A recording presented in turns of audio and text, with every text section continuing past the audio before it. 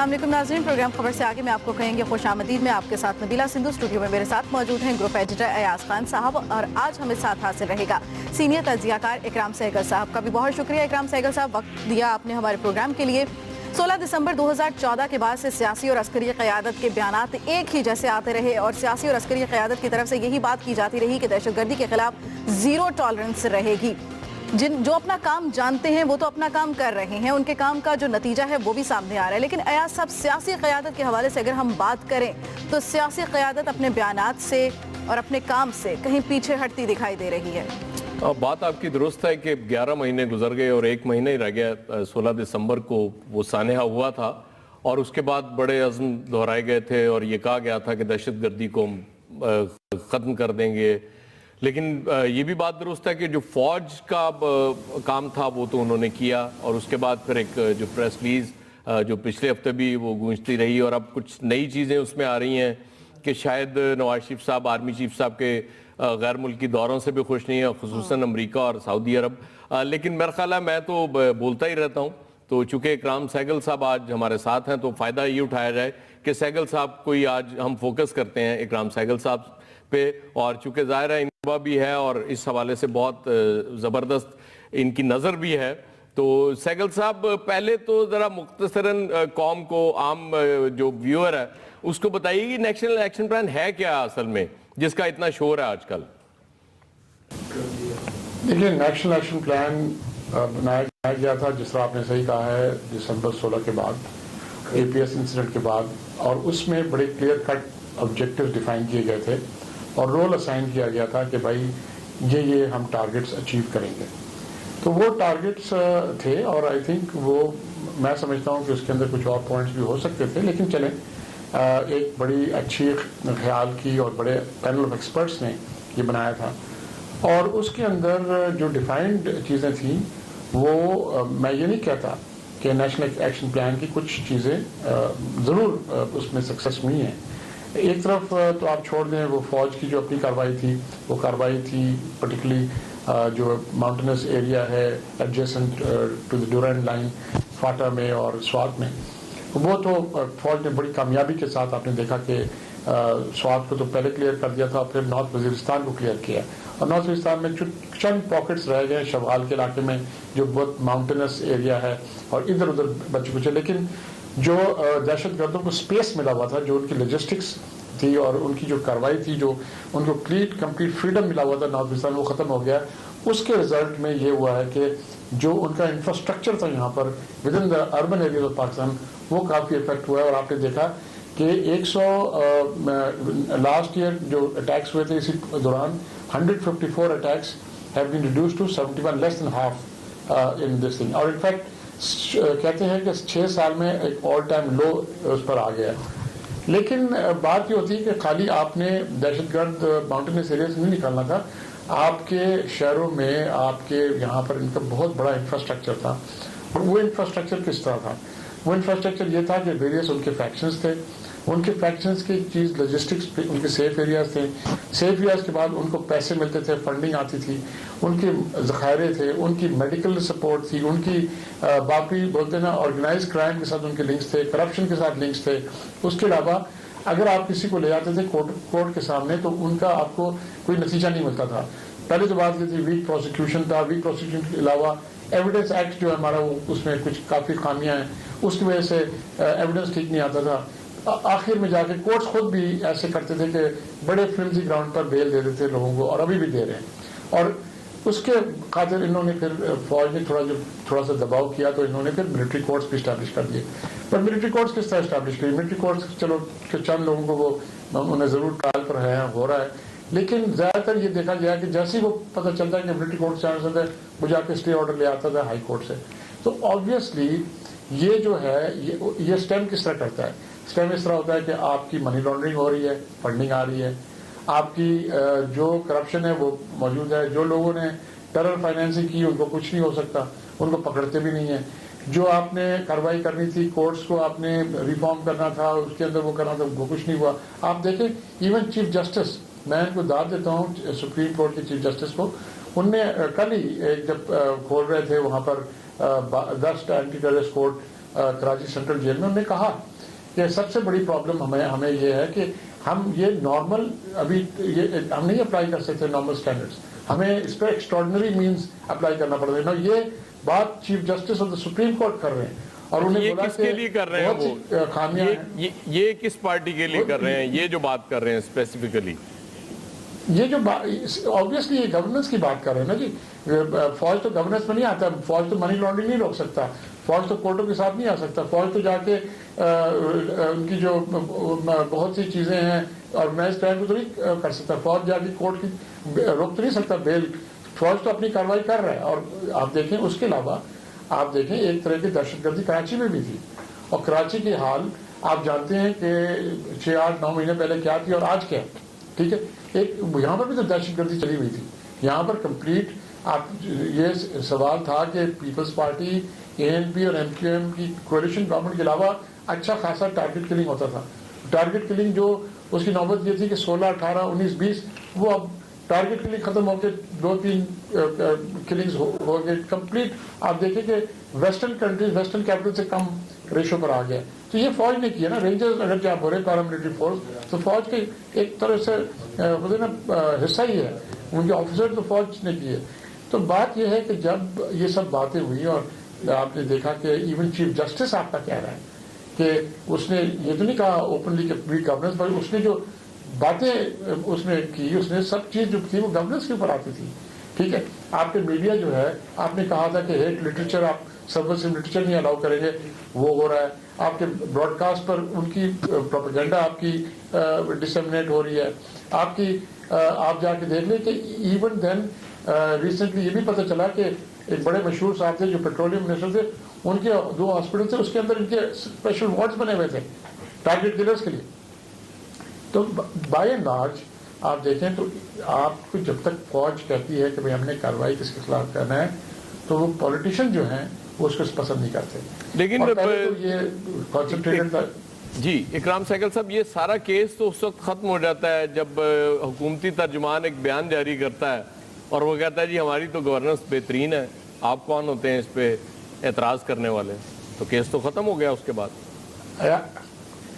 ایاز صاحب دیکھیں گورننس تو یہ میں نہیں کہتا، یہ تو آئی تھنک پوری قوم کہتی ہے کہ گورننس ضرور ہے، لیکن گورننس کا جو حالت ہے نا وہ آپ کسی طرح سے آپ اس کو نہیں کہہ سکتے کہ کسی اسٹینڈرڈ کا ہے.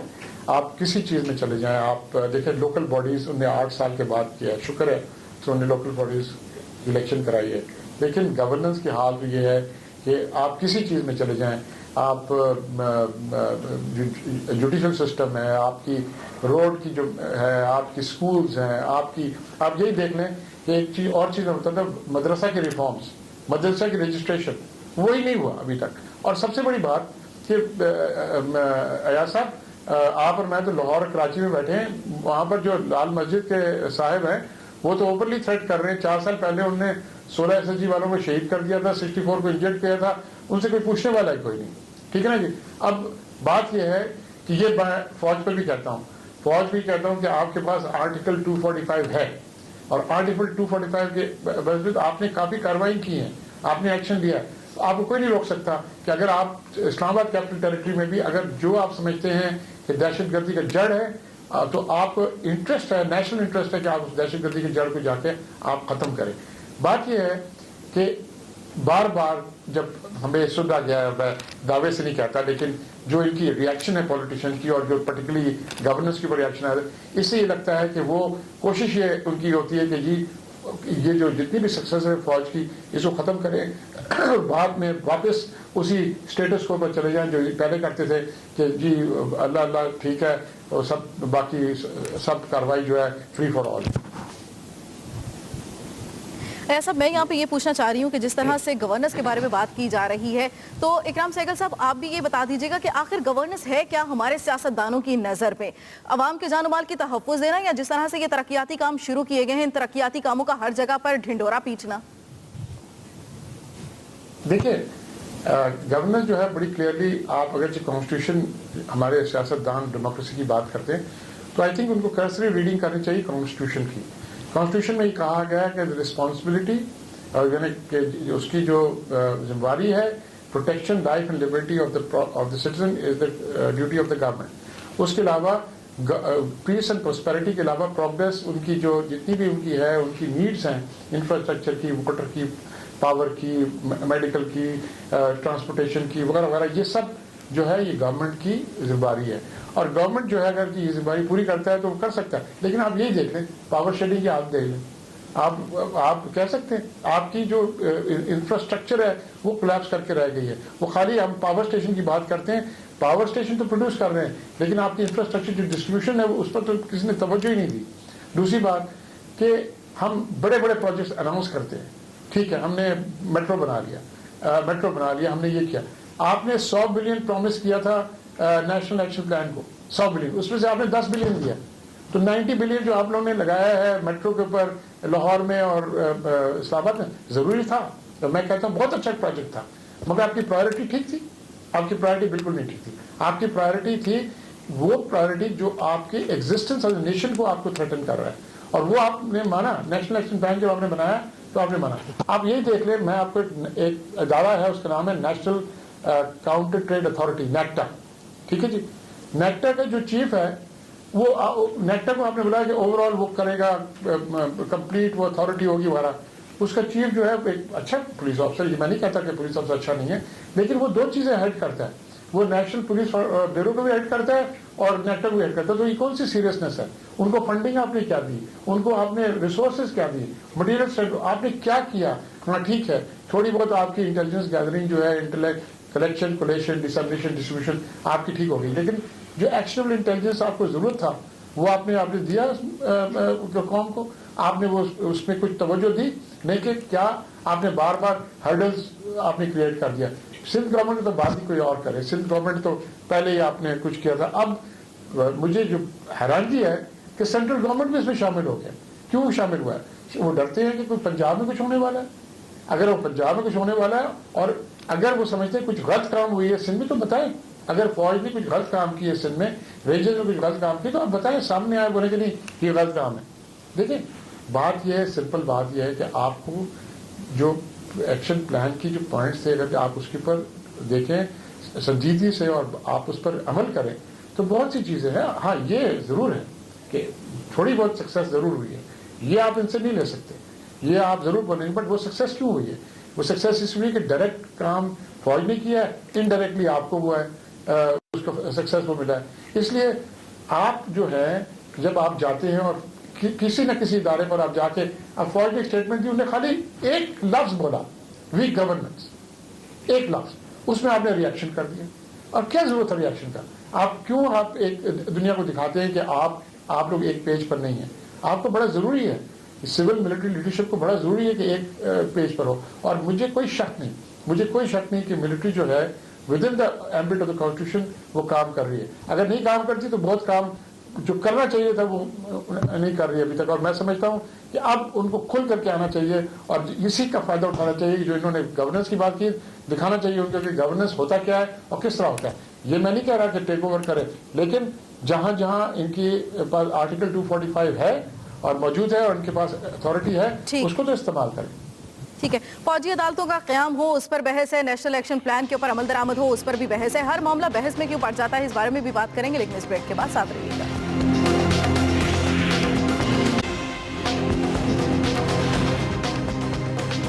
Welcome back. अयाज साहब, जिस तरह इकराम सहगल साहब भी कह रहे थे कि लाहौर की सारी तरक्की तो सारी दुनिया देख रही है, पाकिस्तान देख रहा है, इस्लामाबाद में जो तरक्याती प्रोजेक्ट्स हो रहे हैं या जिस तरह से भी इस्लामाबाद में चल रहा है काम वो भी सारे देख रहे हैं, लेकिन दीगर शहरों का जो हाल है, दीगर शहरों में जो आवाम जिंदगी गुजारे उसका जिक्र कोई नहीं करे. तो दीगर शहरों में क्या सूरत हाल है? अच्छा, बात ये है कि मुल्तान में भी मेट्रो का एक मनसूबा ज़ेरे तामीर है, वहाँ भी वो फ्लाईओवर्स वगैरह. अभी रिसेंटली मैंने मुल्तान गया था तो मैंने देखा चीज़ें. अभी मुझे फ्राइडे को मैं गया हुआ था फैसलाबाद, तो वहाँ वो एक लिटरेरी फेस्टिवल हो रहा था एक्सप्रेस के ताउन से, और रावमंदर हयात वो कराया करते हैं हर साल. तो वहाँ पे कुछ खवातीन ने मुझसे पूछा ये सवाल. उन्होंने कहा जी क्या ये सारा पैसा लाहौर पे लगना है? मैंने कहा जी बिल्कुल लाहौर पे लगना है. कहती हैं जी क्यों? मैंने कहा जी प्राइम मिनिस्टर हमारे लाहौर से, चीफ मिनिस्टर हमारे लाहौर से, तो आप कौन होते हैं एतराज़ करने वाले? ज़ाहिर है हमारे चीफ मिनिस्टर, हमारे प्राइम मिनिस्टर, हम लाहौर पे लगाएंगे. लेकिन میں نے انہیں یہ بتایا, میں نے کہا آپ یہ مت سمجھیں کہ لاہور کوئی ماڈرن سٹی ہو گیا ہے یہ سگنل فری کوریڈور سے, انڈر پاسز سے اور میٹرو بس چلنے سے, اورنج ٹرین چل رہی ہے. میں نے کہا آج بھی لاہور میں بیشتر علاقے ایسے ہیں جہاں پینے کا صاف پانی نہیں ہے. آپ کو گندگی کے ڈھیر بھی کچھ علاقوں میں نظر آ جائیں گے.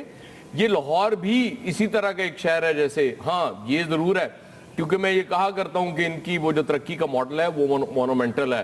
یہ کہتے ہیں کہ وہ مونومنٹس جیسے شیر شاہ سوری سڑکیں وہ جی ٹی روڈ بنا گئے, ان کا خیال ہے کہ تاریخ میں نام اسی طرح ہوتا ہے, اور پھر ووٹ بھی شاید لوگ اسی اس پہ بیس پہ دیتے ہیں. لیکن وہ تو خیر بات کا ایشو ہے, جب الیکٹرل ریفارمز ہوں گی.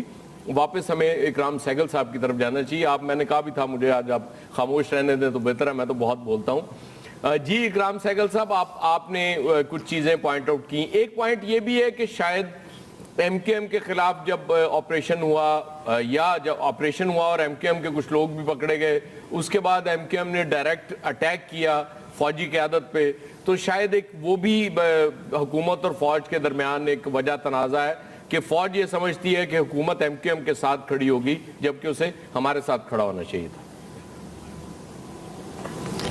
ایسا صاحب, پہلے تو میں ایک بات کلیئر کر لوں کہ سب ہم کہتے ہیں ایم کیو ایم کے خلاف کاروائی نہیں, میں نے اسی لیے فوری میں نے اس کو کر دیا, کاروائی تھی وہ. ظاہر کہ ایم کیو ایم کے لوگ اس میں پکڑے گئے, باقی لوگوں کے پکڑے گئے, باقی پارٹیز کے بھی, لیکن ایم کیو ایم کے زیادہ تر پکڑے گئے. اب دیکھیں ایم کیو ایم ان کو اون اپ تو کریں, وہ جتنے بھی ٹارگٹ کلرز تھے, کنفیس ٹارگٹ کلرز تھے اور کنوکٹڈ مرڈرز تھے جو 9/0 میں پکڑے گئے تھے, ایم کیو ایم کو چاہتا ہے ان کو اون اپ کر دینا. اگر ایم کیو ایم اون اپ کر دیتے تو ہم بول دیتے ہیں ہاں ٹھیک ہے یہ ایم کیو ایم کے لوگ ہیں. ایم کیو ایم ان کو اون اپ بھی نہیں کرتا ہے اور کہتا ہے کہ یہ ہمارے لوگ پکڑے گئے.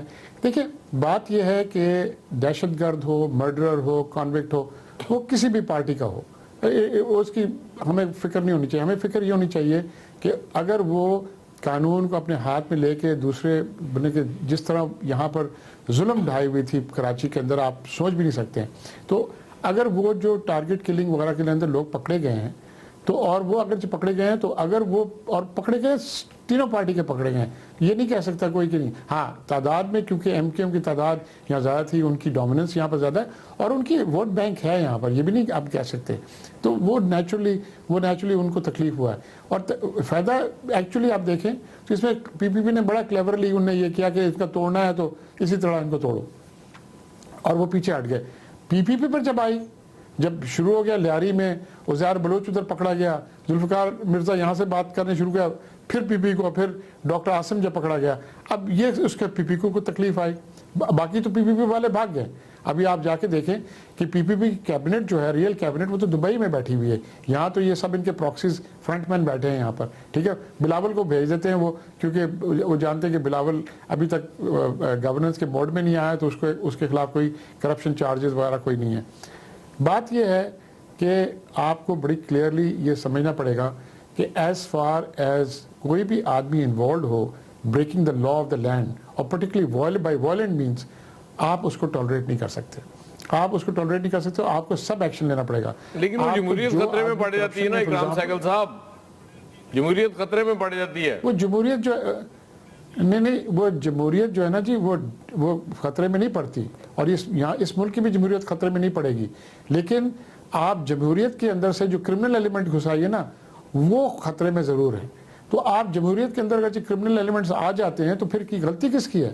غلطی فوج کی ہے, یہ غلطی پبلک کی ہے, غلطی تو حکمرانوں کی ہے جن لوگوں نے ان کو الاؤ کیا ہے کہ کرمنل ایلیمنٹس اندر آ جائیں. کیوں الاؤ کیا ہے؟ بڑی اچھی پارٹی ہے پی پی پی, ہماری آل پروونسز میں ہوتی تھی ایک زمانے میں, اب تھوڑے مصیبت میں آ گئے ہیں. زرداری صاحب نے ان کے ساتھ وہ حشر کیا جو فوج کبھی نہیں کر سکا. لیکن بات یہ ہے کہ آپ کو جو ہے ریئلی یہ دیکھنا پڑے گا کہ آپ نے جو اپلائی کرنا ہے اکاؤنٹیبلٹی پرٹیکولرلی کرمنل ایلیمنٹس کے اگینسٹ, وہ آپ یہ نہیں کہہ سکتے کہ کس پارٹی کا ہے اور کون سے فیکشن کا ہے, شیعہ ہے یا سنی ہے یا کرسچن ہے, سکھ عیسائی. آپ کو ایکولی اپلائی کرنا پڑے گا. اور میں دعوے سے کہتا ہوں یہ بات کہ یہ چیز ہو رہی ہے, لیکن ابھی بھی کافی راستہ باقی ہے. رینجرز کو جائیے دیکھیں, فشرمین سوسائٹی سے جو وائس چیئرمین پکڑا گیا, اس نے کہا کہ جی میں اتنا فنڈ لیتا تھا, میں بھیجتا تھا, بلاول ہاؤس بھی بھیجتا تھا, میں جہادی کو بھی دیتا تھا, میں چیف منسٹر صاحب کو چیف منسٹر ہاؤس بھی بھجواتا تھا. اب یہ تو سٹیٹمنٹس آن ریکارڈ ہیں, وہ تو آدمی پکڑا گیا. تو آپ آگے کارروائی کیوں نہیں کرتے؟ ٹھیک ہے نا. تو میں یہ آپ سے کہتا ہوں کہ دیکھیں آپ کچھ بھی کر لیں, سب سے بڑی بات آپ کو یہ ہے کہ to uphold the rule of law, آپ نے جو لوگ جن کا کام ہے, جن کی ذمہ داری ہے to uphold the rule of law, they must subject them self to accountability. اگر وہ اپنے کو نہیں سمجھتے کہ جہاں جب ان پر اگر تنقید آ رہا ہے, ان کے اوپر کچھ پراپر آ جائے تو وہ پھر شور مچانا شروع کر دیتے ہیں کہ جس طرح آپ نے کہا ڈیموکریسی, جمہوریت جو ہے یہ مصیبت میں ہے. ٹھیک ہے جی, پرابلم یہ ہے یہاں پر جمہوریت ہے اور جمہوریت رہے گی, اور میں سمجھتا ہوں کہ اس کے اندر فوج کو بہت موقع ملے ہیں, بہت اپرچونیٹیز ملے ہیں, بٹ فوج نے بڑے بولتے ہیں کہ بڑے سینس آف ڈیوٹی سے اپنا کام کیا ہے اور ایڈوائز کرتے رہے. اور یہ بھی ویک گورننس کی ایڈوائز تھی, ایک ایڈوائز بھی آپ سمجھے آبزرویشن تھی. آپ اور میں جانتے ہیں کہ اس ملک میں ویک گورننس ہے, آپ اس کو ٹھیک کریں. آپ ٹھیک کیوں نہیں کرتے؟ ٹھیک ہے, آپ لوگوں نے الیکٹرل ریفارمز جس کی آپ بات کرتے ہیں وہ تو سال پہلے پرومس کیا گیا تھا 45 دن میں ہم الیکٹرل ریفارمز کر لیں گے. آپ نے سنا اس کے بعد کمیٹی بیٹھی ہے سال پہلے جو ساکھ ڈار صاحب نے اس کے بعد عمران خان صاحب بھی بیٹھ گئے تو کمیٹی نے کیوں بیٹھنا تھا پھر سہگل صاحب؟ جی عمران خان ڈسٹریکٹ ہو گئے تھے نا جی, اب کیا کر سکتے ہیں ہم دونوں. ٹھیک ہے نا, تو بات یہ ہے کہ آپ اگر ہاں تو بات یہ ہے نا کہ آپ نے ریئلی اگر آپ نے ایک کام کرنا ہے, اور میں بائی دا وے میں اسی نہیں کہتا کہ گورنمنٹ نے, کچھ لوگوں نے فار ایگزامپل میں یہ ضرور کہوں گا کہ فیڈرل انٹیریئر منسٹر چودھری نثار علی خان نے کافی کچھ کام کیا ہے, اور موسٹلی جو انہیں پرومس کیا ہے وہ انہیں کر کے دکھایا ہے. لیکن ان کی بھی کچھ مجبوریاں ہیں, ان کی بھی پولیٹیکل کمپلشنز ہیں, ان کے بھی پولیٹیکل باسز ہیں, ان کے بھی پولیٹیکل بولتے ہیں نا ایسوسیٹس ہیں جو ان کا کام کو پسند نہیں کرتے آبویسلی, تو نیچرلی ان کو دشواریاں دیتے ہیں. سب سے بڑی دشواری تو فنڈنگ کی ہے. جو اگر ساکھ ڈار صاحب فنڈ نہ ریلیز کریں نیکٹا کے لیے اور نیشنل ایکشن پلان کے لیے, اور وہ فنڈ چلی جائے میٹرو میں, تو پھر آپ کیا کر سکتے ہیں؟ سہگل صاحب, اب آپ ساکھ ڈار صاحب دیکھیں نا, وہ فنڈز ادھر دیں یا معیشت کو مضبوط کریں, وہ بھی تو بیچارے پھنسے ہوئے ہیں نا. معیشت تو مضبوط ہوگی میٹرو سے, موٹر ویز سے مضبوط ہوگی, فوج کو دینے سے تھوڑی مضبوط ہوگی. اب دیکھیں نا, بات یہ ہے کہ اسحاق ڈار صاحب ایک منجے ہوئے فائنینشیل اکاؤنٹنٹ ہیں, اور وہ پہلے بھی فائنانس منسٹر رہ چکے ہیں اس ملک کے, تو یہ پہلی دفعہ نہیں ہے, اور ان کو پتہ ہے کیا ہے. تو میں سمجھتا ہوں کہ خالی جگلنگ آف اکاؤنٹ سے نہیں ہوگا. آئی تھنک ان کو بھی ابھی ہوگی کہ بھائی ہم نے اگر آپ نے اگر سامنے ایبسلوٹ اگرچہ آپ نے ریئلی آپ نے اکانومی کو آپ نے سسٹین کرنا ہے اور اس کو ٹرن اراؤنڈ کرنا ہے, تو آپ کو کچھ ٹھوس مقدمے کرنے پڑے گا. آپ میں ایک بات بتاتا ہوں, فار ایگزامپل چھوٹی سی بات ہے, آپ نے سنا ہوگا خنانی اور کالیا کے بارے. ٹھیک ہے جی, یہاں سے کورٹس نے ان کو فری کر دیا, آج ان کو پکڑ لیا وہاں پر یو ایس اے میں. ٹھیک ہے جی, اس کی وجہ سے منی چینجرز جو ہیں یہاں پر سخت مصیبت میں ہیں, یہاں پر اور لوگ مصیبت میں ہیں کہ وہ اب نام لے گا لوگوں کی. ٹھیک ہے نا جی, اب یو ایس اے کے لاء میں تو پکڑ لیا اسے, اور ان لوگوں نے سیلڈ انڈکٹمنٹ دیا. آپ کو پتہ ہے جب وہ سیلڈ انڈکٹمنٹ دیتے ہیں, اس کے معنی کہ چارجز 12 یا 15 چارجز ہوتے ہیں, اس کو سیل کر دیتے ہیں گرینڈ جوری کے لیے. اس کے معنی ان کو ٹھوس ثبوت ہوتا ہے تو سیلڈ انڈکٹمنٹ دیتے ہیں. سیلڈ انڈکٹمنٹ اس طرح نہیں دیتے. تو آبویسلی نیچرلی اب وہ کوشش میں یہی ہوگا, کلانی صاحب میں کوشش میں ہوں گے کہ کسی نہ کسی طرح چھوٹے تو اپروور بن جائے. اس اپروور بننے کے خاطر یہاں پر لوگ پر تنقید ہوگی.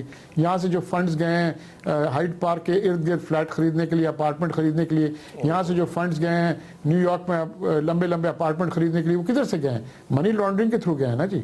جی بالکل صحیح ہے, ہم دعا کریں گے کہ ان کے منہ کھولنے سے جمہوریت کمزور نہ ہو, جمہوریت ہماری چلتی رہے. ایاز صاحب ہمیں بریک کے بعد گفتگو کے سلسلے کو آگے بڑھائیں گے. اگر آرمی چیف کے دورے سے پاک چین اقتصادی راہداری کی جو منصوبہ ہے اس کا راہ ہموار ہوتا ہے, تو پھر کسی بھی ملک کا وہ دورہ کریں تو اعتراض کیوں؟ اسی پر بات, لیکن اس بریک کے بعد.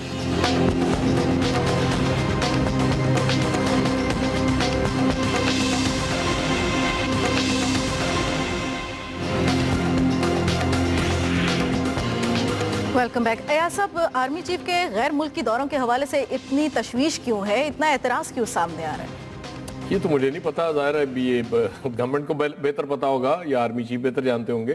لیکن میں اسی بات پہ نا سہگل صاحب کی طرف جانا چاہوں گا. اکرام سہگل صاحب, مجھے یہ بتائیے گا کہ یہ آرمی چیف کو کیا ضرورت تھی اس وقت امریکہ کا دورہ کرنے کی؟ ابھی تو پرائم منسٹر آئے ہیں تازہ, تو وہ کیا انفینشڈ ایجنڈا تھا جس کے لیے آرمی چیف صاحب کو وہاں جانا پڑا؟ دیکھیے ایسا پہلے تو یہ بات کہ ایسے دورے جو ہوتے ہیں نا یہ مومنٹری نہیں ہوتے ہیں. یہ بہت کم ایسے دورے ہوتے ہیں جو سڈنلی ہوتے ہیں, یہ بڑے ویل پلانڈ ہوتا ہے. یہ دورہ کوئی 5-6 مہینے پہلے پلان کیا گیا تھا اور جولائی میں اس کو فائنلائز کیا گیا تھا, اس کی ڈیٹس اور وغیرہ وغیرہ. اور یہ دورہ محدود تھا ان کی سیکورٹی اسٹیبلشمنٹ پینٹاگن میں زیادہ تر وغیرہ وغیرہ. تو اب بات یہ ہے کہ 2-3 چیزیں ہیں. وہ یہ ہے کہ امریکہ ضرور جانتی ہے کہ یہاں کی سیکورٹی اسٹیبلشمنٹ جو ہے وہ ڈیفینیٹلی انفلوئنس کرتی ہے جو تھنکنگ ہے پاکستان کی فارن پالیسی. تو جب آپ کی پولیٹیکل لیڈر جو ہیں اور بڑے پاپولر پولیٹیکل لیڈر ہیں, یہ میں نہیں کہتا نواز شریف صاحب, لیکن اور اس وجہ سے وہ پرائم منسٹر بھی ہیں آج پاکستان کے, وہاں پر گئے تو ان پر بڑا پریشر تھا. آپ نے دیکھا ہوگا نیوکلیئر کے معاملے پر, کیونکہ اس وقت کیونکہ ایران کے ساتھ انہوں نے معاہدہ کر لیا تھا, انہوں نے بولا اس مومنٹم کو لیتے جاؤ, اور ایک ڈاکٹر پیٹر لوائے ہیں, انہوں نے بولا یہ مومنٹم کو لیتے جاؤ اور ساتھ ہی ساتھ ان کا بھی کر لو. انفیکٹ آپ نے ایک بڑی اچھی ایک وہ تھی آرٹیکل جو ایمبیسڈر پرانے تھے منیر اکرم نے لکھا تھا, ان نے لکھا تھا کہ جان کیری نے ٹیبل کو دبا کے یہ کہا کہ Nawaz you will have to do this, you have to do this. But میں داد دیتا ہوں پرائم منسٹر کو کہ وہ اس پریشر میں نہیں آئے, اور کیونکہ دیکھیں ہماری اور ہمیں اگرچہ انڈیا کے ساتھ ٹریٹ نہیں کرتے ہیں ایکولی آن نیوکلیئر پرولیفریشن کے معاملے میں, تو پھر ہمارے لیے بڑی پرابلم ہے. اور ہماری اگر آپ مجھے تھوڑا سا ٹائم دے, میں آپ کو تھوڑا سا وضاحت کر دوں کہ پرابلم کیا ہے. پرابلم امریکہ کو یہ ہے ہماری ٹیکٹیکل نیوکلیئر ویپنز کے ساتھ. ہماری ٹیکٹیکل نیوکلیئر ویپنز یہ ہے, اور ہماری ٹیکٹیکل نیوکلیئر ویپنز کیوں ہوئی؟ ہماری ٹیکٹیکل نیوکلیئر یہ ہوئی جب انڈیا نے اپنا کولڈ سٹارٹ تھیوری کیا کہ بھئی ہم 10 بریگیڈز کو بھیجیں گے اور پاکستان کی ٹیریٹری سیز کر لیں گے without notice, without declaration of war وغیرہ وغیرہ. تو ہم نے اس کے کاؤنٹر کرنے کے لیے ہم نے tactical nuclear weapons in some numbers develop کیے, کیونکہ ہمارے پاس نہ ڈیپتھ ہے نہ ہمارے پاس نمبرز ہیں. ہمیں جگہ جگہ پر 4 to 5 ان کو ایڈوانٹیج ہے, both in fire power and in numerical strength. تو امریکہ کو اس میں یہ ہے کہ انڈیا نے آگے لگایا ہوا کہ ٹیکٹیکل نیوکلیئر ویپنز ہٹائیں. امریکہ کو ہم نے کہا کہ بھائی tactical nuclear weapons is only India specific. اگر ہمیں کوئی اگرچہ انڈیا اٹیک کرتا ہے تب استعمال ہوں گے, ٹھیک ہے نا, اس میں تو. اور آپ کو کس کا, اور انفیکٹ کوئی بھی ملک آپ بتا دیں کہ سری لنکا کو ہمارے نیوکلیئر سے پرابلم ہے, ایران کو ہمیں نیوکلیئر سے پرابلم ہے, افغانستان جو آئے دن ہمیں برا بلا بولتا ہے اس کو ہمارے نیوکلیئر پرابلمز ہیں, نیپال کو پرابلم ہے یا بنگلہ دیش کو یا چین کو, کسی کو نہیں, سوائے نیوکلیئر پرابلم ہے انڈیا کو. انڈیا کی نیوکلیئر ویپنز کافی ہیں, ان کے ان کی ہے. ابھی جو پیرٹی ہے انڈیا اور ہماری پیرٹی آتی ہے, پرابلم آتا ہے فرسٹ اسٹرائک سیکنڈ اسٹرائک کا. ہم اپنے نیوکلیئر ہمارے ویپنز اگر زیادہ نہ ہوں, کیونکہ انڈیا کی بہت لارج فورس ہے, تو ہمیں ان کو کاؤنٹر کرنے کے لیے, ہمیں ان کی فرسٹ اسٹرائک کیپبلٹی کو ختم کرنے کے لیے ہمیں اتنی لارج کریٹ کرنا پڑے گا. ان کے جو نیوکلیئر میسائلز ہیں وہ نیوکلیئر ٹپ میسائلز ہیں, وہ انڈمان آئلینڈ تک ہیں, انڈمان آئلینڈ تک. تو نیچرلی وہ کرنے کے لیے اس کی وجہ سے پاکستان پر پریشر آ رہا ہے. دوسرا پریشر یہ ہے وہ ڈوم اور منترا. اب وہ کچھ کہہ نہیں سکتے, اس لیے نہیں کہہ سکتے کیونکہ پاکستان آرمی نے یہ ثابت کر دیا کہ انہوں نے جو انہیں کارروائی کرنا تھا سوات میں فاٹا میں انہیں سکسیسفلی کیا ہے, اور اب وہ انورٹ ٹرن کر گئے ہیں انٹو دا سٹیز. تو نیچرلی جو ان کا وہ تھا کہ اب پاکستان ان کو بول رہا ہے کہ اگر ٹیررسٹ بھاگ کے جا رہے ہیں اکراس دا بارڈر تو آپ لوگ کچھ کریں نا. افغان آرمی کیوں بیٹھی وہاں پر, یو ایس کے جو فوج ہے وہ کیوں بیٹھی ہے, آپ کے پاس ہیلی کاپٹرز ہیں, آپ کے پاس ایئر فورس ہے. ریشو جو ہے ان کا 15:1 ہے ابھی یو ایس کا, 15 ہیلی کاپٹرز to 1 ہیلی کاپٹر ان پاکستان. تو آبویسلی اب پاکستان ان کو یہ جو بات ہے اب یعنی کہ ریئلائزیشن آ گئی ہے یونائٹڈ اسٹیٹس میں کہ یہ ویکیوم جو ہے یہ پاکستان آرم فورسز فل کر سکتی ہے اور کوئی نہیں فل کر سکتا, اور آپ نہیں ایکسپیکٹ کر سکتے. تو ان کا ضرور یہ تھا کہ سیکورٹی اسٹیبلش بات کریں دونوں معاملے پر, کہ نیوکلیئر کی جو معاملہ ہے اس پر ہمارا ضرور اسی پوائنٹ پہ میرے ذہن میں یہ آتا ہے کہ کہیں ایسا تو نہیں ہوا کہ جب آپ کی پولیٹیکل لیڈرشپ وہاں گئی تھی اور مذاکرات میں جو کچھ چیزیں تو ظاہر آ جاتی ہیں سامنے, کچھ نہیں بھی آتی, تو کہیں کچھ معاملات پہ ایسی بات کی گئی ہو یو ایس ایڈمنسٹریشن کے ساتھ کہ دیکھیں جی ہم تو یہ کرنا چاہتے ہیں, ملٹری اسٹیبلشمنٹ نہیں مان رہی, ہم کیا کریں, کچھ ایسا پاسبل ہے کہ ہوا ہو؟ नहीं, मैं समझता हूँ जरदारी साहब जब होते थे तब ऐसा हुआ होगा। आई डोंट थिंक आप मियां नवाज शरीफ इतना कुछ कहते हैं। आई थिंक बेसिकली जेन्युइन ये आदमी पैट्रियट है और वो जानता है आखिर इसी ने न्यूक्लियर बॉम्ब जो इसी ने एक्सप्लोड किया था ना, आपको जो बनाया न्यूक्लियर पावर इसी ने दिखाया दुनिया के सामने कि एक्सप्लोड करके। देखिए बात ये थी वो इंटेंसिटी की। आई थिंक वो इंटेंसिटी जो वो नहीं कन्वे कर सके, आई थिंक वो ज़रूरी था कि पाकिस्तान फौज की जो सिक्योरिटी इस्टेब्लिशमेंट है वो जाके उनको क्लियर कट करे। और हर वक्त यही होता है, जो भी हमारा आर्मी चीफ रहा है उसने जाके बड़ा क्लियरली हमारी नेशनल सिक्योरिटी कंसिडरेशन जो हैं, जो सोशो इकोनॉमिक फैक्टर्स के साथ लिंकअप होती हैं, वो जाके उनको समझाया है कि भाई ये हमारी प्रॉब्लम्स हैं, इस वजह से हम डिटेरेंट रखा है और इस डिटेरेंट की वजह से यहाँ पर लड़ाई नहीं होती है।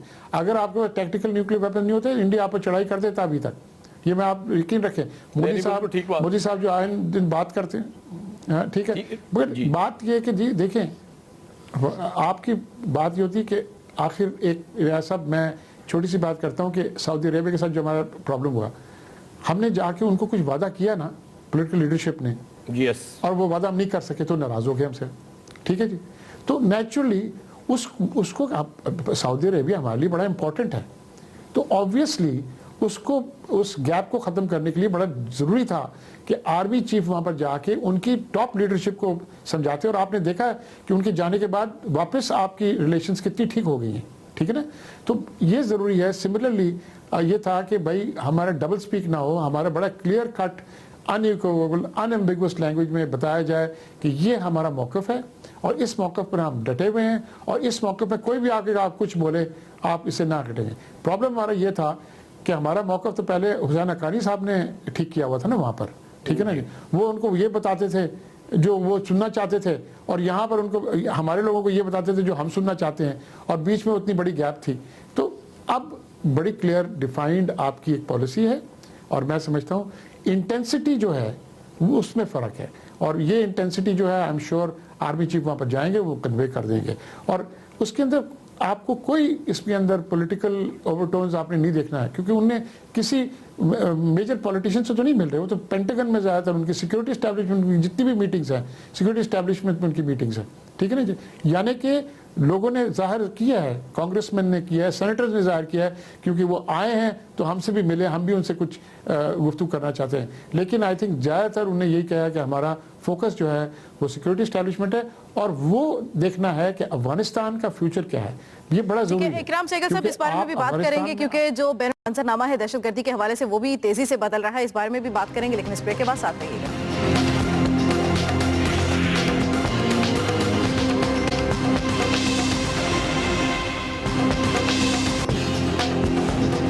Welcome back. एयाज साहब, जिस तरह से अमन अमान की सूरत हाल खित्तों के साथ मिली हुई है, और हम देख रहे हैं कि इतनी बड़ी कार्रवाई दाइश की तंजीम कर जाती है फ्रांस में, इतने कम वक्त में इतनी मजबूत तंजीम बनकर वो सामने आ रही है, जो आलमी पॉलिसी है दहशतगर्दी के खिलाफ, आपको लगता है कि वहाँ पर कुछ लूप्स हैं, उनको भी बदलने की ज़रूरत है क्या?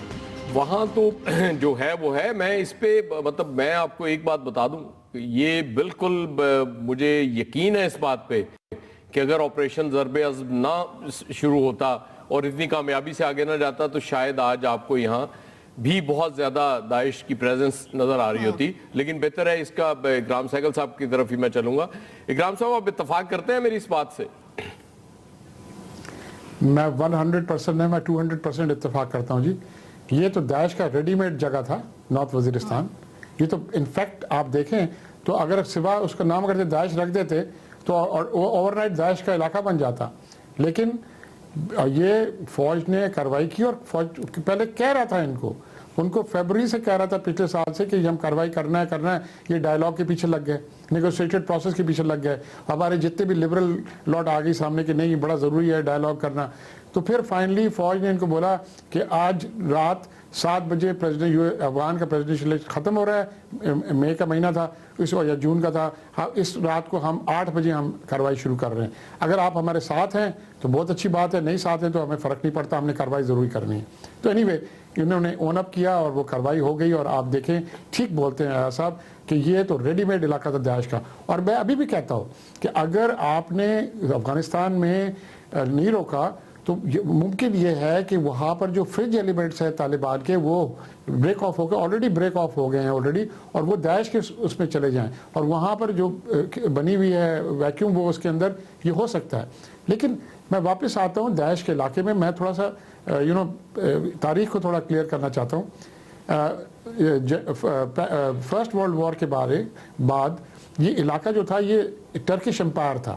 ٹرکش امپائر کو اوور نائٹ ایک محترمہ تھی, ان کو بتایا گیا کہ بارڈرز بنائیں. اوور نائٹ انہوں نے اسٹریٹ لائنز ڈرا کیا, انہوں نے ایک جارڈن بنا دیا, انہوں نے لیبنن بنا دیا, سیریا بنا دیا اور عراق بنا دیا. ٹھیک ہے جی. اور جارڈن اور عراق جو تھا وہ انگلش پروٹیکٹریٹ بن گیا, سیریا اور لیبنن جو تھا وہ فرینچ پروٹیکٹریٹ بن گیا. تو کیونکہ Turkish empire basically French speaking تھا, تو نیچرلی یہ ٹرکی کے بعد ترک کے بعد وہ فرینچ بولتے تھے as a first second language. تو نیچرلی ان کے کافی باشندے لیبنن کے, سیریا کے اور اس علاقے کے, یہ وہاں پر آلریڈی انہیبیٹنٹس ہیں 60-70 سال سے فرانس کے اندر. نو آپ آتے ہیں, آپ بومب کرتے ہیں اس علاقے کو. آپ نے فرانس نے بھی بومب کیا, 21 ملکیں ہیں جو بومب کر رہی ہیں اس علاقے کو. آپ تو ریئیکشن ہوگا, اور ریئیکشن کہاں پر ہوگا؟ ریئیکشن وہاں پر ہوگا جہاں پر آپ سمجھتے ہیں کہ آپ کے پاس انفراسٹرکچر, لاجسٹک انفراسٹرکچر ہے. یہ ہمارے لیے سب سے بڑا پرابلم ہے. یہ نیشنل ایکشن پلان اس لیے بڑا ضروری ہے کہ ہم اپنے اربن ایریا سے ان کا جو انفراسٹرکچر ہے بنا ہوا اس کو ختم کریں. داعش ایز این ایریا وہ تو آپ ختم ہو گیا, آپ کے فاٹا میں آرمی ڈومینیٹ کر رہی ہے, لیکن ان کا جو انفراسٹرکچر ہے, ان کی جو سورسز آف فنڈنگ ہے, ان کی جو بولتے ہیں نا کہ لوجسٹکس ایریاز ہیں, ان کے جو آرگنائز کرائم کا سپورٹ ہے ان کو, یہ جب تک آپ نہیں ختم کریں گے بڑا ضروری ہوگا. ابھی آپ نے دیکھا کہ فرانس میں کیا ہوا, آپ دیکھیں اسٹیڈیم اٹیک کیا, اسٹیڈیم میں فرینچ پریزیڈنٹ تھا وہاں پر موجود. آپ نے اٹیک کیا ایک کانسرٹ کو جب آپ کو پتا تھا کہ ویک ایریا ہے. آپ نے ان کا بڑا فیمس ایک ریسٹورنٹ اٹیک کیا, کوآرڈینیٹڈ اٹیک. ہر اٹیک میں 3 آدمی سے زیادہ شامل نہیں تھا, آپ سوچیں. اور اسٹیڈیم میں تو بہت بڑا ایک بولتے ہیں نا کہ بحران ہونے والا تھا اس طرح کہ اگر وہ گیٹس کھولتے اور اسٹیمپیڈ ہو جاتا تو پرابلم. کسی سمجھدار نے بولا نہیں, آپ لوگ فٹ بال فیلڈ کی طرف جائیں. آپ نے دیکھا کہ پوری اسپیکٹیٹر جو تھے وہ فٹ بال فیلڈ میں جمع ہو گئے, تو اس لیے وہ اسٹیمپیڈ سے لوگ فوت نہیں بنی. تو بعد ان کا مقصد یہی تھا کہ بم ایکسپلوڈ کرتے, پینک ہوتا, اسٹیمپیڈ ہوتا, اس کے اندر لوگ مر جاتے. جی بہت شکریہ اکرام سہگل صاحب. وقت کی کمی آڑے آ گئی, پھر کبھی اس موضوع پہ دوبارہ آپ سے بات کریں گے. اور یہ بات بڑی اچھی جو اینڈ نوٹ ہے اکرام سہگل صاحب کا کہ دیکھیں اسٹیمپیڈ نہیں ہوا, یہ بھی قوموں کی نشانی ہوتی ہے کہ اتنا بڑا واقعہ ہو گیا اور اس کے باوجود وہ بڑے آرام سے, ہم نے دیکھا کہ وہ اسٹیڈیم سے جب باہر بھی نکلنا شروع ہوئے تو ایک ایک کر کے آرام سے نکل رہا ہے. اس طرح کا خدا نخواستہ یہاں واقعہ ہوا ہوتا ہے, یہ کسی بھی تھرڈ ورلڈ کنٹری میں سے زیادہ جانے جا سکتی ہے. ایسا پروگرام کا وقت ختم ہوا, آپ کے فیڈ بیک رہے گے, انتظار دیجیے. اجازت اللہ نگہبان.